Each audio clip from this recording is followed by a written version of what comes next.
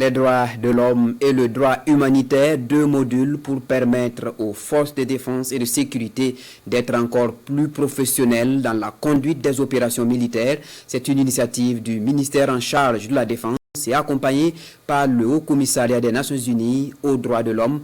Une série de formations qui a concerné Waïgouya, Tenkodgo et Dédougou à Bobo-Dioulasso. Ce sont 40 forces de défense et de sécurité qui ont été concernées par cette formation. Kassoum Milogo, Ismaël, Saturne Paris.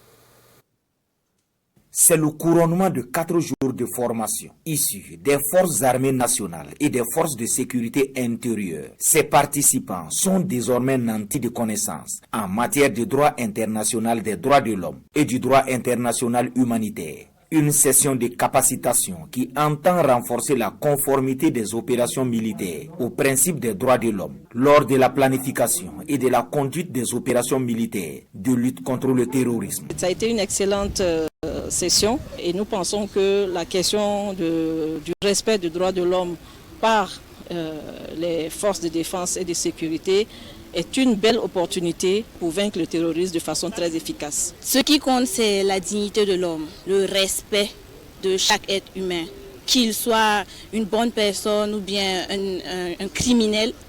Il a le droit au respect. Au regard de la qualité des thématiques abordées et les échanges fructueux, la hiérarchie militaire espère que cette session de formation fasse tache d'huile. C'est pourquoi invite est faite aux participants de véhiculer les connaissances apprises dans leurs différents services ou garnisons. Il était bon que nous enseignions quand même à nos hommes qu'est-ce que c'est que les droits de l'homme, qu'est-ce que c'est que le droit international humanitaire, afin que ces gens soient des relais auprès de leurs hommes, afin d'humaniser la guerre. C'est vrai qu'il n'y a pas de guerre propre. Il ne faudrait pas que nous, forces de défense et de sécurité intérieure, aussi bien que les VDP, nous nous exposions à des actes condamnables par la communauté internationale. L'initiative de cette session de formation bénéficie de l'accompagnement financier du Haut Commissariat des Nations Unies aux droits de l'homme et du Programme des Nations Unies pour le développement, en partenariat avec le ministère en charge de la Défense.